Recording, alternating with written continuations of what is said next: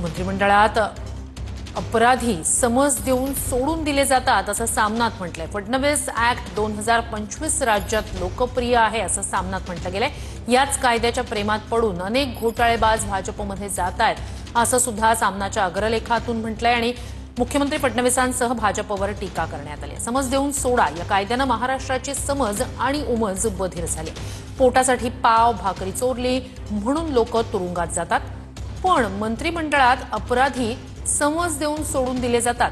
हा फडणवीस ऍक्ट 2025 राज्यात लोकप्रिय झाला आहे। याच कायद्याच्या प्रेमात पडून अनेक घोटाळेबाज गुन्हेगार भाजपमध्ये प्रवेश करत आहेत। समज देऊन सोडा कायदा निर्माण करणाऱ्या कायदे पंडितांना साष्टांग दंडवत।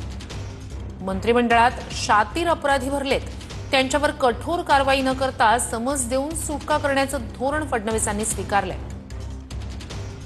विधानसभेत कृषी मंत्री माणिकराव कोकाटे, संजय शिरसाट, संजय राठोड, योगेश कदम या मंत्र्यांच्या बाबतीत लोकांमध्ये चीड आहे। मंत्रिपद म्हणजे पैसे जमवण्यासाठी उघडलेली दुकानं आहेत असं काही मंत्र्यांना वाटतं। समज दिली आणि सगळ्यांना सोडून दिलं म्हणजे गुन्हेगारांवर कारवाई करायची नाही आणि राज्यात जे सुरू आहे ते तसंच सुरू ठेवायचं।